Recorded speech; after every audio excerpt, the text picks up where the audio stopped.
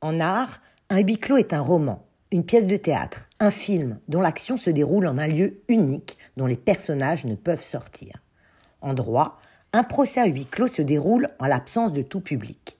L'expression huis clos signifie littéralement porte et fenêtre fermées. D'ailleurs, le mot huissier vient de là.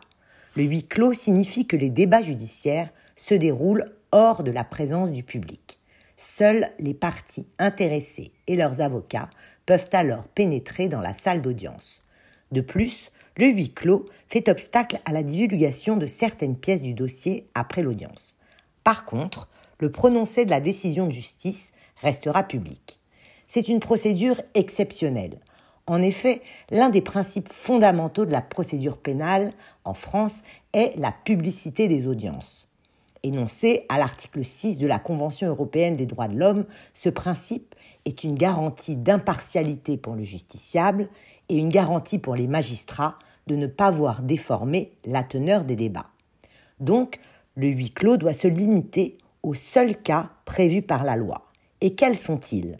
En matière civile, en cas de divorce, de contentieux relatifs à la filiation, à l'autorité parentale ou encore en cas d'audition d'un dirigeant d'une société en faillite, c'est la loi qui le prévoit, afin de préserver l'intimité des personnes. C'est aussi pour éviter tout scandale. Dans d'autres circonstances, le juge peut l'ordonner si toutes les parties le demandent, en cas d'atteinte à la vie privée ou s'il survient des désordres de nature à compromettre le bon déroulement de l'audience. En matière pénale, c'est différent. Le huis clos peut exister dans deux situations.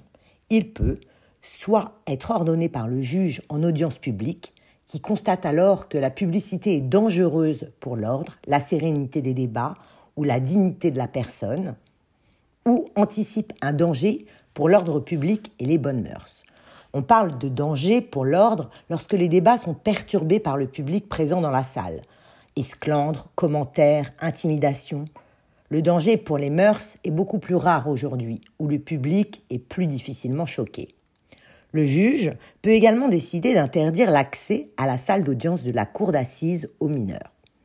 Le huis clos est également prévu par la loi dans certains cas particuliers.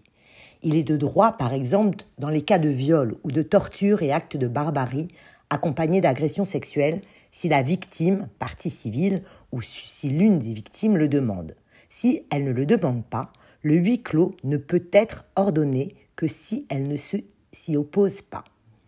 Le huis clos peut être ordonné pour empêcher la divulgation d'un secret de la défense nationale.